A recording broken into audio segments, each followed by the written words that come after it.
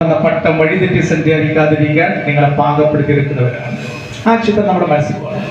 എന്തുകൊണ്ട് അമ്മ ഇടക്ക് വഴക്ക് നമ്മളോട് പറയുന്നുണ്ടെങ്കിലോ നമ്മളാവുന്ന പട്ടം അപകടത്തിലേക്ക് പോവാതിരിക്കാൻ. എന്തുകൊണ്ട് ടീച്ചർ കണിശമായി ചില കാര്യങ്ങൾ നമ്മളോട് പറയുന്നു? നമ്മൾ അപകടത്തിൽ പെടാതിരിക്കാൻ. ടീച്ചർക്ക് വീട്ടിൽ 1-2 കുട്ടികളെ ഉണ്ടാവും, പക്ഷെ ക്ലാസ് റൂമിൽ വരുന്ന 50 കുട്ടികളും ടീച്ചർ 50 കുട്ടികളാണ്. അതുകൊണ്ടാണ് നിങ്ങളെ എടുത്ത് സ്പെസിഫൈ ചെയ്തുകൊണ്ട് പറയുന്നത്, കുരുത്തക്കേട് കളിക്കരുത്, അടങ്ങിയിരിക്കണം, ആ ദിവസം എടുക്കുന്ന കാര്യങ്ങൾ അന്ന് തന്നെ പഠിക്കണം, ഏറ്റവും മനോഹരമായി പഠിച്ച് റിസൾട്ട് ഉണ്ടാക്കണം, നല്ല കുട്ടികളാണ്. ടീച്ചർ പറയുന്നത് ടീച്ചറുടെ മുന്നിൽ 50 പേരുണ്ടെങ്കിൽ 50 പേരും ടീച്ചറുടെ കുട്ടികളാണ്. മനസ്സിലായി? ഇനി നട്ടു വളഞ്ഞു പോയവരൊക്കെ ഒന്ന് ഞാൻ കഴിഞ്ഞ ദിവസം തലശ്ശേരി പോകുമ്പോൾ കണ്ട കാഴ്ച, കടപ്പുറത്ത് ഞങ്ങൾ ഒരു ആവശ്യത്തിന് വേണ്ടി പോകുമ്പോൾ കണ്ട കാഴ്ച, കുറെ ആളികൾ നടന്നു പോകാൻ ചെറുപ്പക്കാർ. ഞാൻ നോക്കി അവരെ ദൂരെ നോക്കുമ്പോൾ കുറെ പേര്, മഹാഭൂരിഭാഗം നടക്കുന്നതിൽ ഒരു 20% പേര്, മഹാഭൂരിഭാഗമല്ല 20% പേര് നടക്കുമ്പോഴുള്ള കാഴ്ച നടു ഇങ്ങനെയാ പോകുന്നത്. ഈ കൊലക്കാനായ വായ ഒടിഞ്ഞു കുത്തിയ പോലെ ഇങ്ങനെ. എന്താ ഇങ്ങനെ നടുവളികളുടെ കാരണം? ഒരു സാധനം ഉണ്ട് അവരുടെ കയ്യിൽ, എല്ലാവരുടെ കയ്യിൽ ഇത് കുത്തി കുത്തി കുത്തി കുത്തി കുത്തി കുത്തി ഇങ്ങനെ. തലശ്ശേരി സ്കൂളിലെ സോഷ്യൽ സ്റ്റഡീസിന്റെ 10ാം ക്ലാസ് പഠിപ്പിച്ച കായലോട്ടുള്ള ബാലമാഷൻ ഓർമ്മ വരുന്നത്. സോഷ്യൽ സ്റ്റഡീസ് പഠിപ്പിക്കുമ്പോൾ ബാലമാഷനോട് പറഞ്ഞിട്ടുണ്ട്, ആദിമ മനുഷ്യനായ നിയോണ്ടർത്താന്റെ പോലെ ഇങ്ങനെയാണ്.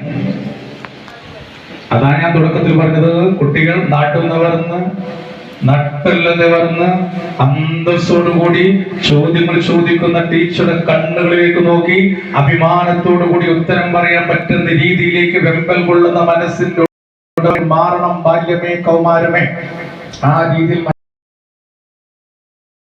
പാർസിയമല basic U P school Pinarayi എന്ന് പറയുമ്പോൾ ഞാൻ പറയും, പശ്ചിമഘട്ടത്തിന് മറവിക്കടലിനിടയിൽ ഭൂപ്രദേശമായ കൊച്ചു കേരളത്തിന്റെ സാംസ്കാരിക പൈതൃക മൂല്യമുള്ള തരികളുടെയും തിരകുടി നാടായ കണ്ണൂരിന്റെ അതിമനോഹരമായ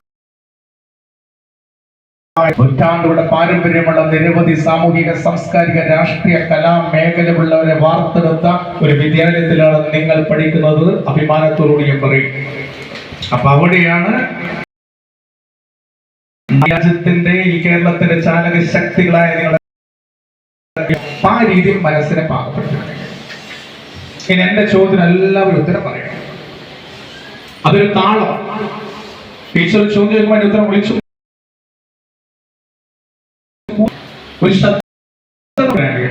ഒരു ടീച്ചർ ചോദിക്കുമ്പോൾ അതിനുള്ള ഉത്തരം നമ്മൾ എങ്ങനെ പറയണം? പ്രധാനപ്പെട്ട ഘടകമാണ്. SR ഞാൻ നിങ്ങളോട് ചോദിക്കുന്നു, എന്റെ കയ്യിൽ കിടക്കുന്ന സാധനത്തിന്റെ പേര്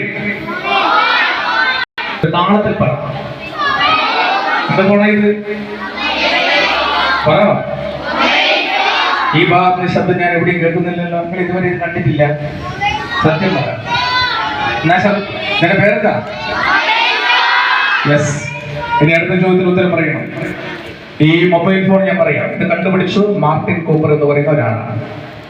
ഫോൺ കണ്ടുപിടിച്ചത് അലക്സാണ്ടർ ഗ്രഹാംബെല്ലാണെങ്കിൽ മൊബൈൽ ഫോൺ കണ്ടുപിടിച്ചത് മാർട്ടിൻ കൂപ്പറാണ്. ഇനി എന്റെ ചോദ്യത്തിന് വളരെ പതിഞ്ഞ താളത്തിൽ നിങ്ങൾ ഉത്തരം പറയണം. ഇതിന് ജീവനുണ്ടോ? സത്യം പറ. ജീവനുണ്ടോ? രക്തമുണ്ടോ? മാംസമുണ്ടോ? മജ്ജയുണ്ടോ? ഞരമ്പുകളുണ്ടോ? ഇത് സ്വന്തമായി പിണറായി ടൗണിലേക്ക് നടന്നു പോവോ? ഇത് സ്വന്തമായി ബസ് കയറി മമ്പറത്തേക്ക് പോവോ? നിങ്ങൾ പറഞ്ഞ ഉത്തരെല്ലാം ശരിയാണ്. നിങ്ങൾ പറഞ്ഞ ഉത്തരമെല്ലാം ശരിയാണ്. ഇനി എന്റെ അടുത്ത ചോദ്യത്തിനും ഇതേ എനർജിയിൽ ഉത്തരം പറയേണ്ടതാണ്. വീട്ടിലുള്ള അമ്മയ്ക്കും അച്ഛനും ജീവനുണ്ടോ? രക്തമുണ്ടോ? മാംസമുണ്ടോ? മജ്ജയുണ്ടോ? നാഡിയുണ്ടോ? നരമ്പുകളുണ്ടോ? സ്വന്തമായി നടക്കുവോ? സ്വന്തമായി ബസ് കയറുവോ? നിങ്ങൾ പറഞ്ഞ ഉത്തരമെല്ലാം ശരിയാണ്. ഇനി എന്റെ അടുത്ത ചോദ്യത്തിന് ഉത്തരം നിങ്ങൾ ആരും പറയണ്ട, മനസ്സിൽ സൂക്ഷിക്കുക. ഒരു ദിവസം സ്കൂൾ വിട്ട് വീട്ടിലെത്തി കഴിഞ്ഞാൽ ജീവനുള്ള അമ്മയും അച്ഛനും അച്ചാച്ചനുമായി എത്ര സമയം നമ്മൾ സംസാരിച്ച് സമയം ചെലവഴിക്കാറുണ്ട്? എന്നാൽ ഒരു ദിവസം വീട്ടിലെത്തി കഴിഞ്ഞാൽ ഷാഢ്യം പിടിച്ച് രക്തമില്ലാത്ത, മാംസമില്ലാത്ത, മജ്ജയില്ലാത്ത, ചലനശേഷിയില്ലാത്ത ഒരു യന്ത്രമെടുത്ത് എത്ര സമയം നമ്മൾ സമയം കളയാറുണ്ട്? ഇതിന്റെ ഉത്തരം എന്നോട് പറയരുത്. ഇങ്ങനെ ആലോചിക്കുമ്പോൾ ഞാൻ ഫോൺ എടുക്കാറുണ്ടോ? ഞാൻ ഇവിടെ എന്റെ അമ്മയോട് സംസാരിക്കാറുണ്ട്, എന്റെ അച്ഛനോട് സംസാരിക്കാറുണ്ടോ? എന്റെ അമ്മമ്മയോട് സംസാരിക്കാറുണ്ടോ? സ്കൂളിൽ വന്ന ടീച്ചറോട് ഞാൻ സംസാരിക്കാറുണ്ടോ? എന്നോട് പറയണ്ട, നിങ്ങളുടെ ഉത്തരം മനസ്സിൽ കണ്ടുവെക്കാനാ പറയുന്നത്. കുറച്ചുപേരോട് അവസാനം ഞാൻ ചോദിക്കും, കാരണം ഞാൻ കുറച്ചുപേരെ കണ്ടെത്താൻ വേണ്ടി നോക്കുന്നുണ്ട്. ആരെങ്കിലും നടുവടഞ്ഞിട്ടുണ്ടോന്ന് ഞാൻ നോക്കുന്നത്. അവരെയാണ് പിടിച്ച് ഞാൻ ഇങ്ങോട്ട് കൊണ്ടുവരിക. ആരെങ്കിലും ശ്രദ്ധ കണ്ണിൽ വെളിച്ചമില്ലാത്ത ആരെങ്കിലും ഉണ്ടോ? കൃത്യസമയത്ത് ഉറങ്ങാതെ മൊബൈൽ ഫോൺ എടുത്ത് കളിച്ച് കുത്തി കളിച്ച് അർദ്ധരാത്രി വരെ കടന്നുറങ്ങി അതിനുശേഷം രാവിലെ കൃത്യമായിട്ട് എഴുന്നേക്കാൻ പറ്റാത്ത സ്കൂളിൽ വന്നിരിക്കുന്ന ആ വീട്ട് കളിക്കുന്ന ആരെങ്കിലും ഉണ്ടോ? ഇതെല്ലാം ഞാൻ നോക്കും. ആ രീതിയിലുള്ള മികച്ച എനർജിയാണ് നിങ്ങൾക്ക് ആദ്യം വേണ്ടത്. നിങ്ങൾ പറഞ്ഞു, രണ്ട് ഭാഗത്തുത്തരം നിങ്ങൾ പറഞ്ഞു. ഒന്ന് ജീവനില്ലാത്ത വസ്തുവാണ്, രണ്ടാമത് നിങ്ങൾ അവർക്ക് ജീവനുണ്ട്. അതിന്റെ കമ്മ്യൂണിക്കേഷനെ കുറിച്ച് ഞാൻ ചോദിച്ചപ്പോൾ നിങ്ങൾ ഉത്തരം പറയണ്ടെന്ന് പറഞ്ഞു. അത് അവസാനം തെരഞ്ഞെടുക്കപ്പെടുന്ന ആളുകളോട് ഞാൻ ചോദിക്കും. എല്ലാവരും ഞാൻ ചോദിക്കുന്നതിൽ സമയമില്ലാത്തതുകൊണ്ട് അവരിവിടെ വന്നിട്ട് ഉത്തരം പറയാൻ കഴിയണം. ഞാൻ പറഞ്ഞത്, ഈ അടുത്ത കാലത്ത് ഒരമ്മ ഒരു ചെറിയ കുട്ടിയെ കൂട്ടിയിട്ട് എന്റെ വീട്ടിലേക്ക് വന്നു. എന്നോട് പറഞ്ഞു, സാർ തിരക്കുണ്ടോ പോവാൻ? ഞാൻ പറഞ്ഞു, തിരക്കുണ്ട്, ഓഫീസിൽ പോകേണ്ട സമയത്ത് ഒരു കാര്യം പറയാൻ. പറയും, ഇതെന്റെ മോണാന്ന് പറഞ്ഞു. ഞാൻ നോക്കുമ്പോൾ ചെറിയൊരു കുട്ടിയാണ്, ഒരു 1ാം ക്ലാസ് പഠിക്കുന്നു എന്ന് പറഞ്ഞു, 6 വയസ്സ്. ഞാൻ പറഞ്ഞു, മോളെ എന്തുണ്ട് എന്നൊക്കെ പറഞ്ഞ് മോളോട് ലോകിക്ക് പറഞ്ഞു. എന്താ അമ്മ വന്നതിന്റെ കാര്യം? സാറേ, ഓള് രാവിലെ എഴുന്നേൽക്കുന്നത് 7 മണിക്കാന്ന് പറഞ്ഞു. ഞാൻ പറഞ്ഞു, ചെറിയ കുട്ടിയല്ലേ അമ്മേ, 7 മണിക്ക് എഴുന്നേൽക്കുന്നത് കുഴപ്പം, ചെറിയ കുട്ടിയല്ലേ, കുഴപ്പമൊന്നുമല്ല. അല്ല, അത് പറയാനല്ല വന്നതെന്ന് പറഞ്ഞു. ഞാൻ പറഞ്ഞു, പറയാൻ വന്നത് പറഞ്ഞു. അപ്പം പറയാം, പിന്നെ സ്കൂൾ ബസ് വരുന്നത് 8:30 മണിക്കാന്ന് പറഞ്ഞു. ഞാൻ പറഞ്ഞു, അതെന്താ കുഴപ്പം? 1.5 മണിക്കൂറിലെ കുട്ടി എഴുന്നേൽക്കുന്നില്ല അമ്മേ. അല്ല, അത് പറയാനല്ല വന്നെന്ന് പറഞ്ഞു. ഞാൻ പറയാൻ വന്നത് പറയുമോ ചോദിച്ചു. അപ്പം പറഞ്ഞു, അത് പിന്നെ മോള് ടോയ്ലറ്റിൽ അല്ലെങ്കിൽ ബാത്റൂമിൽ പോയി കഴിഞ്ഞാൽ 1 മണിക്കൂറായിട്ടില്ല എന്ന് പറഞ്ഞു. അപ്പൊ ഞാൻ പറഞ്ഞു, അല്ലപ്പാ ടോയ്ലറ്റിൽ അല്ലെങ്കിൽ ബാത്റൂമിൽ ആരെങ്കിലും പോയിരിക്കുമെന്ന് ചോദിച്ചു. അപ്പോഴാണ് ഏച്ചി എന്നോട് പറയുന്നത്, ഓൾ ഒറ്റക്കല്ല പോകുന്നതെന്ന് പറയും. ഞാൻ പറഞ്ഞു, നിങ്ങളോട് കൂടെ പോകുന്നത് ചോദിച്ചു.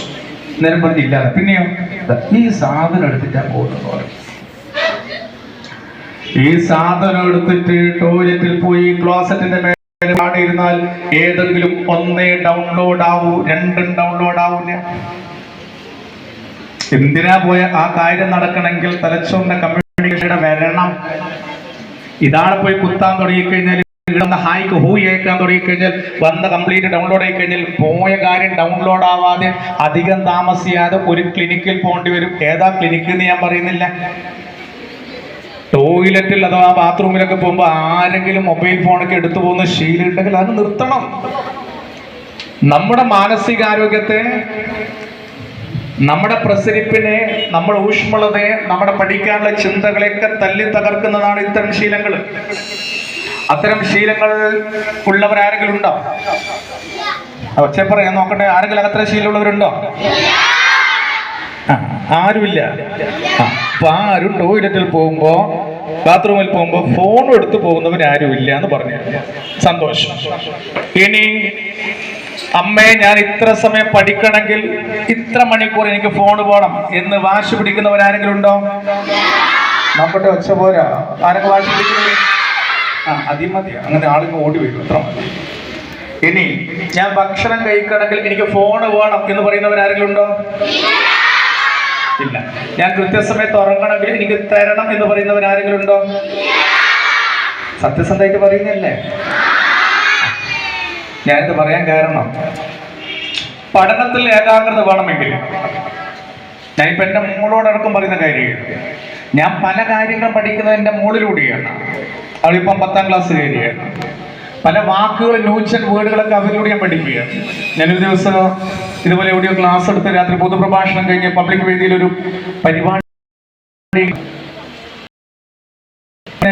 ഒരു കട്ടൻ ചായ രാത്രി കുടിക്കുന്ന ഒരു ശീലൂടെ ഇങ്ങനെ കുടിച്ചുകൊണ്ടിരിക്കുമ്പോൾ ഒരു ശബ്ദം കേട്ടു, നീ ഉണ്ടോ? അപ്പൊ ഞാൻ വിചാരിച്ചു, ഇതെന്നാണ് ശബ്ദം വരുന്നത്? ഞാൻ വീട്ടിലല്ലേ? അതെ. തിരിഞ്ഞു നോക്കുമ്പോ എന്റെ റെന ഫാത്തിമ, 9ാം ക്ലാസ്. ഞാൻ ഞെട്ടി. ഞാൻ 24 മണിക്കൂർ ക്ലാസ് എടുക്കാൻ പുറത്തായി ഇതിനെതിരെ. അവസാനം ഇതെന്റെ വീട്ടിൽ തന്നെ എത്തി. ലാസ്റ്റ് ഒരു നോട്ടം നോക്കി റെന ഫാത്തിമനെ എങ്ങനെ ഓടി അടുക്കളയുടെ ഭാഗത്തേക്ക് പോയി ഓടി. ഞാൻ നോക്കുന്നുണ്ട്. ഞാൻ മാറി നിന്ന് ഇങ്ങനെ നോക്കുമ്പോൾ ഓള് പറയുന്നുണ്ട് ആരോട്, നീ എന്നെ പോസ്റ്റ് ആക്കരുതേ. ഞാൻ ഞെട്ടി. പോസ്റ്റ് ഓഫീസല്ല, പോസ്റ്റ് ആക്കരുത്. ഇത്തരം വേർഡുകളെല്ലാം ഞാൻ പഠിക്കുന്നത് എൻ്റെ മോളിലൂടെ ഞാൻ പിടിച്ചോടി ഇരുത്തും, എന്നിട്ട് ഒരു നോട്ട് നോക്കുക. അത് പറഞ്ഞ് അവരെ ബോധ്യപ്പെടുത്തും. ഞാൻ പറഞ്ഞു വന്നത്, പുതിയ കാലഘട്ടത്തിലെ കുട്ടികൾ സ്ക്രീൻ ടൈം ഒരുപാട് ഉപയോഗിക്കുന്നു. കണ്ണിന്റെ കാഴ്ചകൾക്ക് വലിയ പ്രശ്നങ്ങൾ ഉണ്ടാവുന്നു. പഠനത്തോടുള്ള താല്പര്യം കുറഞ്ഞു വരുന്നു. രാവിലെ എഴുന്നേൽക്കാനുള്ള ആ പ്രസരിപ്പ് നഷ്ടപ്പെട്ടു പോകുന്നു. ക്ലാസ് റൂമിൽ വന്നു കഴിഞ്ഞാൽ ഉറക്കം വരുന്നു. വളരെ എനർജറ്റിക്കായി ടീച്ചർ പറയുന്നത് അത് പകർത്തി എഴുതാനും പഠിച്ച് അതിന്റെ ആൻസർ പിറ്റേ ദിവസം പറയാൻ പറ്റാത്ത സാഹചര്യം വരുന്നു. നമ്മൾ എന്ത് പഠിച്ചുകൊണ്ട് നമ്മൾ ആർജിച്ചെടുക്കുന്ന ഈ വിദ്യാഭ്യാസം കൊണ്ട് നമ്മൾ എന്ത് നേടണം എന്ന ആ ദിശാബോധം നഷ്ടപ്പെട്ടു പോകുന്നു. അതുകൊണ്ട് സ്ക്രീൻ ടൈം എന്ന് പറഞ്ഞാൽ ഇത്തരം സാധനങ്ങളുടെ ഉപയോഗം കുറക്കാൻ കഴിയണം. വിദ്യാഭ്യാസ ആവശ്യത്തിന് വേണ്ടി അമ്മയുടെയോ അച്ഛന്റെയോ ഫോണിൽ ടീച്ചർ അയക്കുന്ന മെസ്സേജ്, അതിന് ഫോൺ വേണം വേണ്ട എന്നല്ല പറഞ്ഞത്. ഒരുപക്ഷെ എന്തെങ്കിലും ചെറിയ